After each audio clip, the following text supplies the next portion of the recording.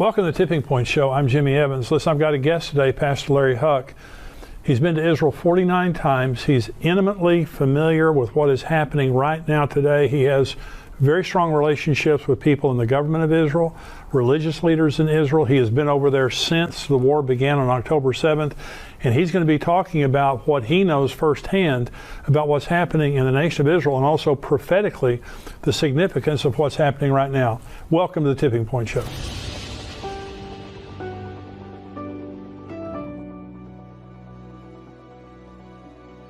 Larry, thank you so much for joining me today. My honor. I'm really, really glad to be here with you, Jimmy. Well, you know, I said in the introduction, you know, you've received awards from the nation of Israel because of your faithful service and devotion to them for many years, not without a price. Yep. I think anyone who stands up for Israel, there's a price that you pay, but there is an eternal reward that we know of. There is. That God's going to bless those who bless Israel, curse those who curse Israel.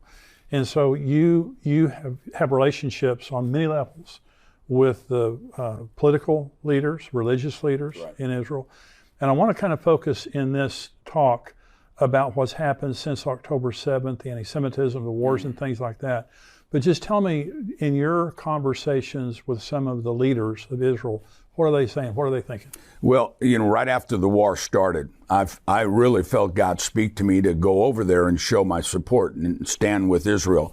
And I was actually at the airport in JFK, and all these Jewish men are getting ready to get on the plane, and this man walks up to me and says, "Are you Israeli?" And I said, "No." And he goes, "I didn't think so." He goes, "Why are you going to Israel? Who are you? Why are you going to Israel?" Because the war had just begun.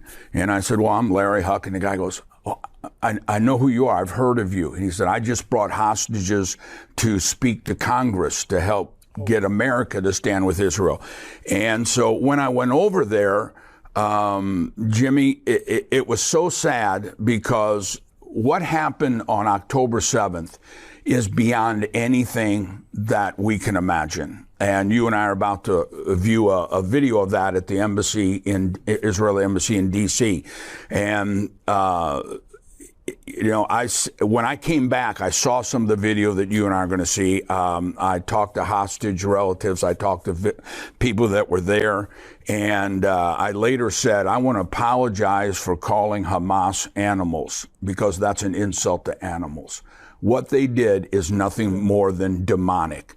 But all Israel was seeing is all these pro-Hamas, pro-Palestinian demonstrations.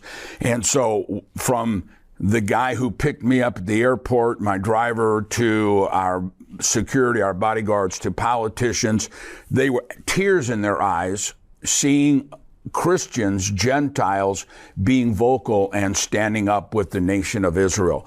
And like I said, we need, the further we get away from October 7th, I'm fearful that we're going to forget why Israel has to defeat this enemy. And Israel is, and I talked about this with politicians over there. I talked about this with army officers. I talked about this with civilians, with religious leaders. Israel not only has the right, but they have the obligation to defeat this enemy. But what we need in America or Australia or England, we need to understand they're fighting that fight not just for themselves. They're fighting that fight for us, because this is a battle between good and evil. Yeah. This is a battle between civilization and barbarianism, and it's a battle that has to be won. The same people that attacked Israel, you know, you hear on one of the reasons I went over is, one is they kept saying on the media, well, this didn't happen. It didn't really happen. It was made up by Israel. Another thing they said, it wasn't as bad as Israel's making it out. And Jimmy, I stood there in those homes. I stood home after home after home after home after home, where people were butchered and slaughtered in their bomb shelters. The bomb shelters have no locks on the doors, because they're made not to keep terrorists out. They're made because Gaza's right there. They're made if rockets come in and it collapses the house, rescuers can come in and push those doors open. And so we talked to officials that caught Hamas, and they said what we did, the families would go in there and try to hold that door closed. And Hamas said, we would hear babies crying, we would hear women crying, and we would just keep shooting until there were no cries anymore. Or if they couldn't get them out, some of them grabbed a rope or grabbed a bathrobe or a towel and held it where the bullets were going through the door.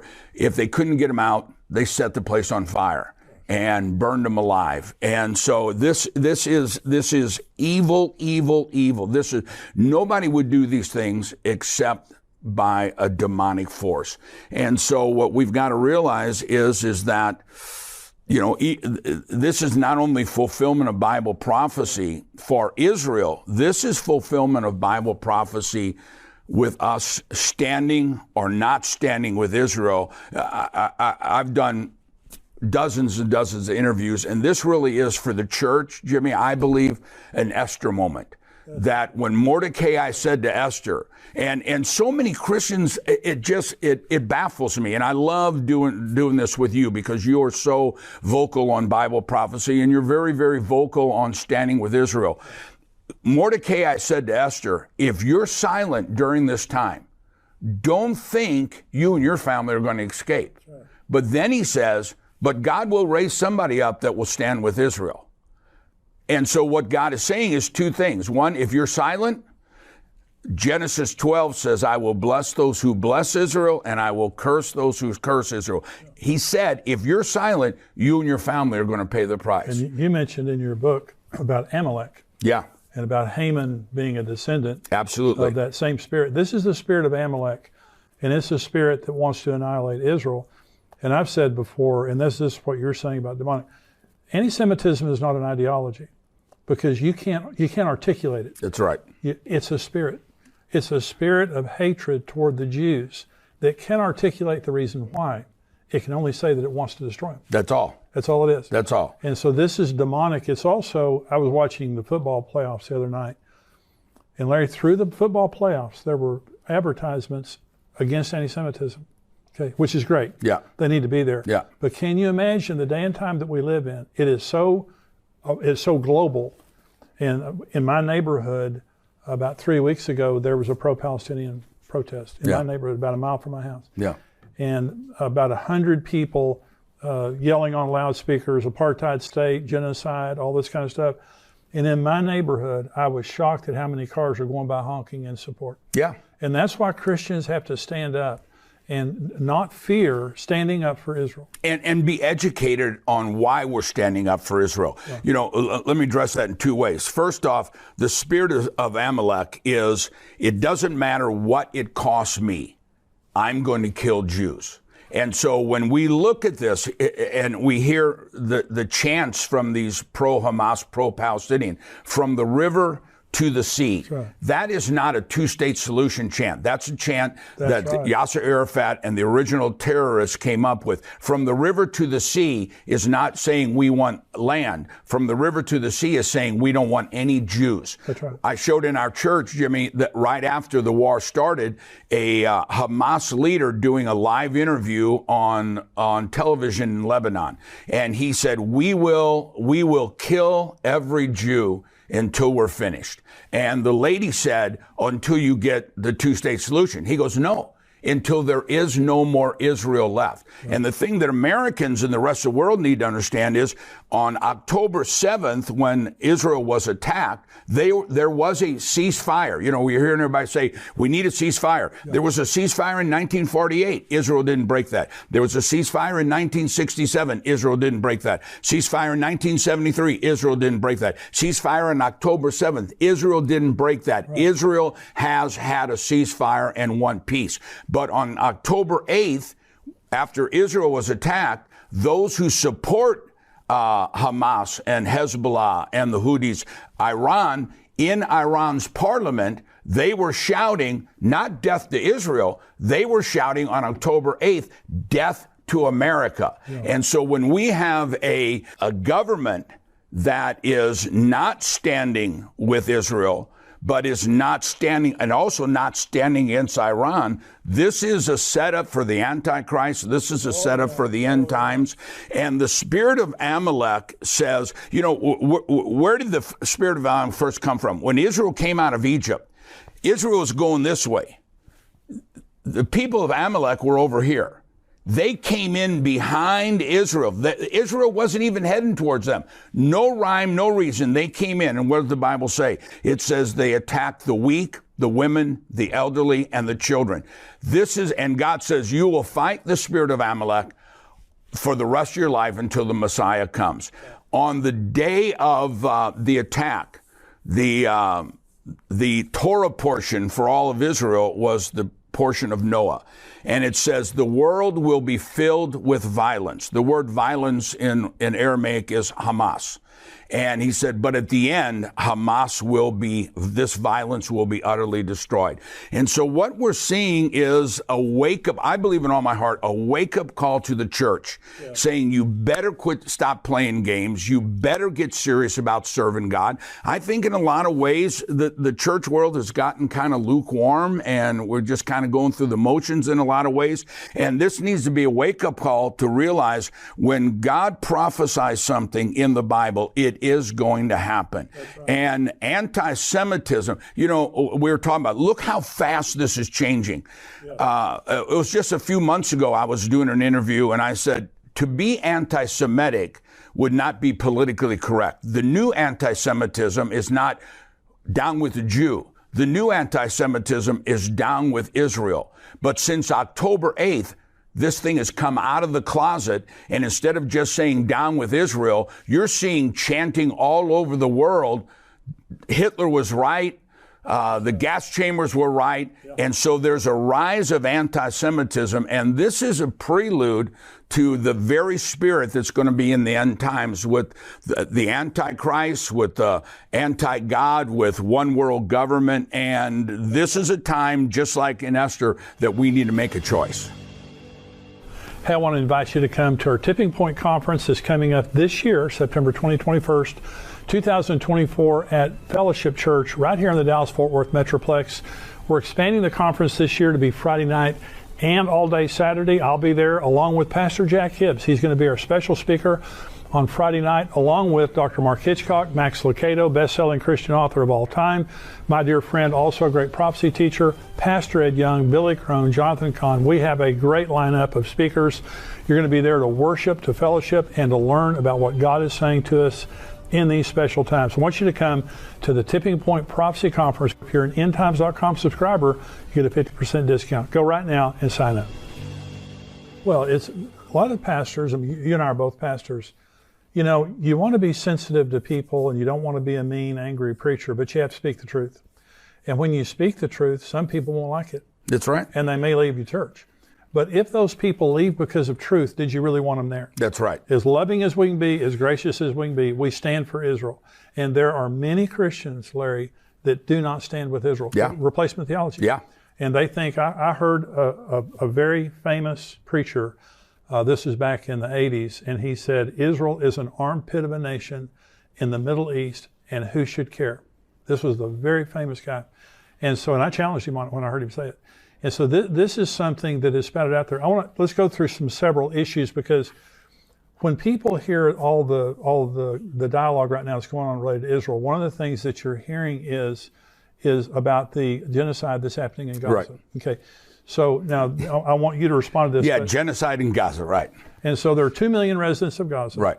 I think the death count right now of the Palestinians or the Gazan residents is 11,000. That's about 1/2 of 1% of the population. Genocide is wiping out a people. Right. Israel could wipe out the Palestinians in Gaza one day. In one day. Absolutely. They could kill all of them. Israel is the only army in the world, Jimmy, and you know this, that telephones in and said, we're coming in. That's right. Get the civilians out of here, dropping leaflets in. But the word genocide means the annihilation of a people. Right. And what you're hearing on the news is that Israel has been causing and is causing genocide of all the Palestinian people. In 1948, when Israel became a nation, there were 750 to 800,000 Palestinians in that land. Right. Today, there are 5.5 million. So if that's genocide, Israel needs to get their numbers correct, because it's not a genocide, it's a growth. It's not a genocide of Palestinian people. And, you know, Jimmy, I think one of the most important issues is you see these signs all the time talking about Israel is occupying the land. Let's look first off, where did the name of Palestine come from? Right. Okay. You know, well, this has always been the land of Palestine. The name Palestine doesn't exist in the Quran. Jerusalem doesn't exist in the Quran. The name Palestine came from the time, right after the time of Jesus, when Rome occupied all that land. And Rome could defeat Israel physically, but they never could get them to bow down to the false gods. And so the Roman emperor hated the Jews so much, he made a decree.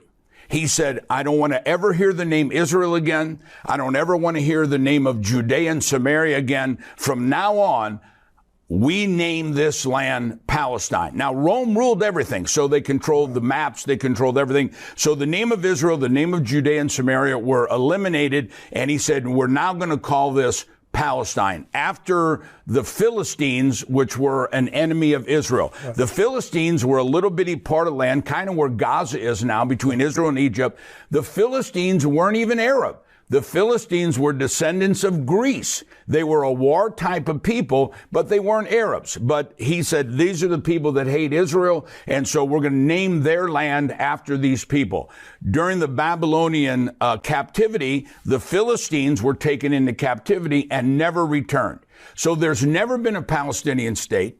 There's never been a Palestinian flag. There's never been a Palestinian government. This is all modern fallacy that the world has embraced as if it's historical fact. Where this happened is that in 1948, well, we'll go back for 400 years, from 1517 to 1917, all of that land, all what we call the Middle East, was ruled by the Ottoman Empire. Right. The Ottomans were not Arabs. They are Muslim, but they're not Arabs. So all of this is the Ottoman Empire, not Philistine, not Arabs, the Ottoman Empire.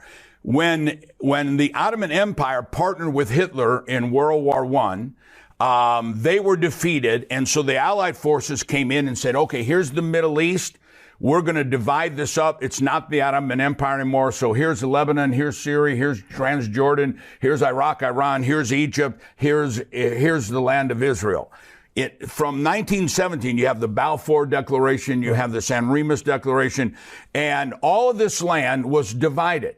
In 1948, the only land that was shrunk was Israel, because Israel went all the way up past the capital of Jordan.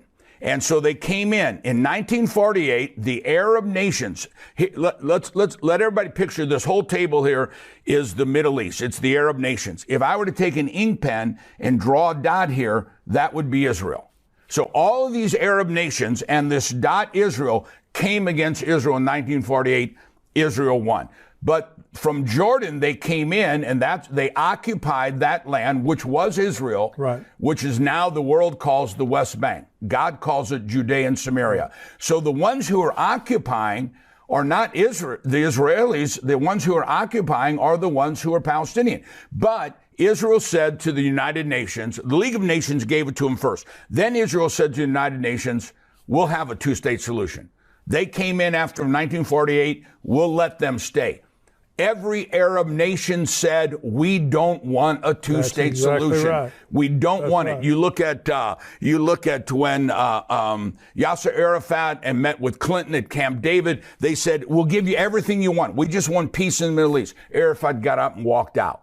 And so when Lebanon, Syria, Jordan, Egypt, Israel, Iran, Iraq were all given, this land in 1948 was given to the land, the people, the Jewish people, the land of Israel. Nobody else had to change their borders. So everybody else gets land, but Israel doesn't get any. So in 1967, again, Israel was attacked.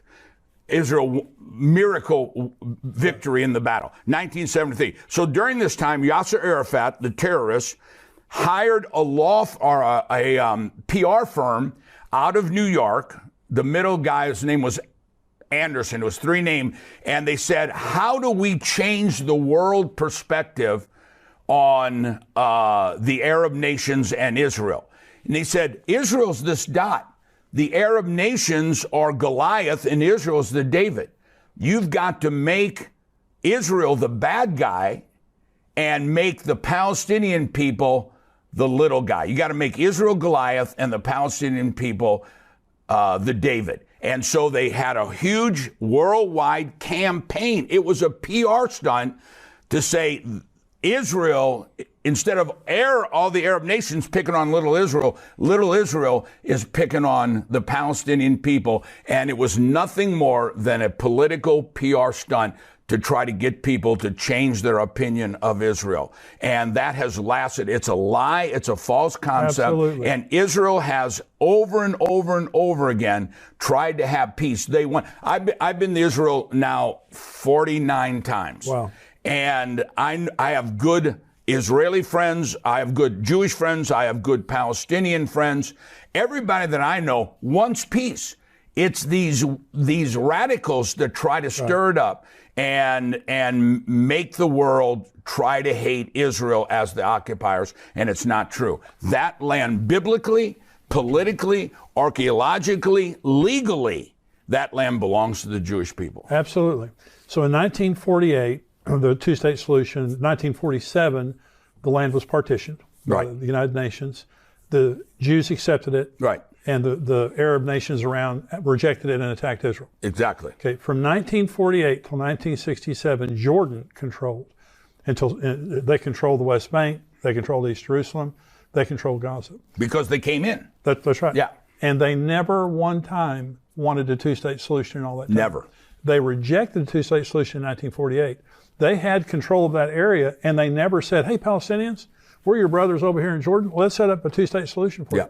One other issue is, again, we're trying to educate Christians and the church on why you should stand up for Israel and reject the nonsense.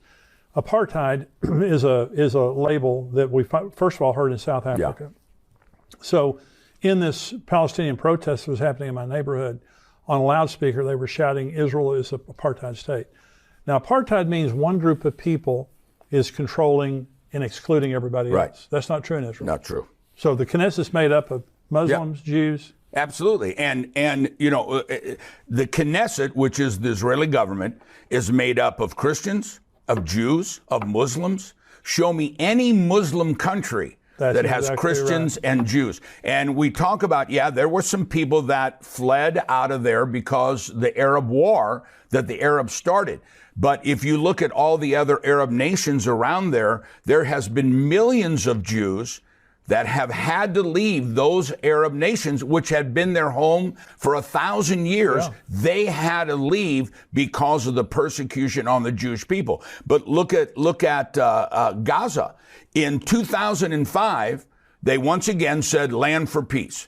Land for, when President Trump was getting ready to run for the second term, he asked me to come up, and I met with his advisor, Jason Greenblatt, to Israel, myself and 5 or 6 other pastors.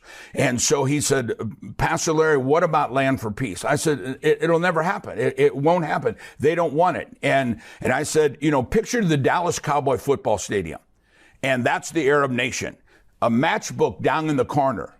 And they're saying, give us half that matchbook, and now we'll have peace. I said, that's what happened in 2005. That's right. They said, give us Gaza. Gaza could have been a new Singapore. It could have been. It was unbelievably beautiful. They removed all these Jewish people out of there. They inherited all these farms and beautiful beaches and hotels. Since 2005, there has been, Jimmy, as you know, hundreds and hundreds of millions of dollars pumped into Gaza. And I just watched a Hamas leader on television probably about 3 or 4 weeks ago. And this interview said, of the hundreds of millions that have come in Gaza, you have 500 miles of underground tunnels for Hamas soldiers, but you don't have one bunker for Gaza civilian. There you go. And he said, we're here for the soldiers. Let the UN worry about the civilians. And so when we're talking about, you brought up genocide, they use civilians, yes, they use Israeli civilians, and they use their own civilians. I saw an interview of a Hamas woman calling for God to judge Hamas, a civilian from Gaza, calling for God to judge Hamas because they're using her and her children as pawns in this and putting their own people to danger. And so there has never been, in reality, number one, there's never been a Palestine.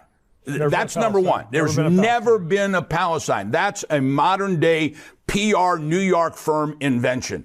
That for 400 years, it was the Ottoman Empire.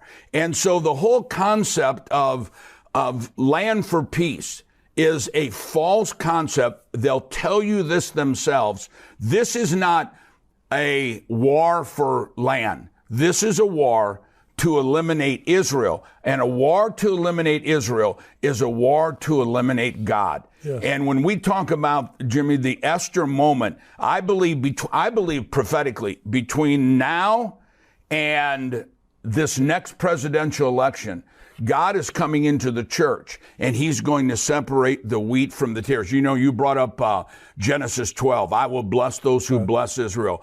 In Hebrew, there's a teaching called the avos, or the avot of something. That word means the father. What births what follows.